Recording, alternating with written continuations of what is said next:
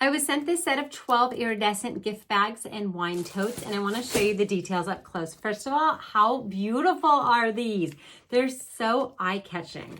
I love it. So you can open them up, and then they do have little handles that pop out.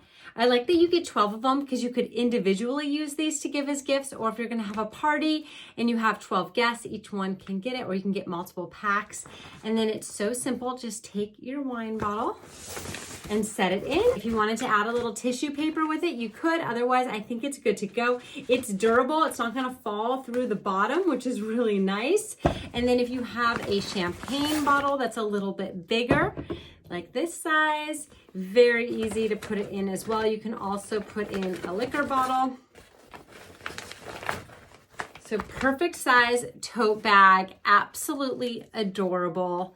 Definitely grab these. You are going to love them, and your gift getters are going to love them as well.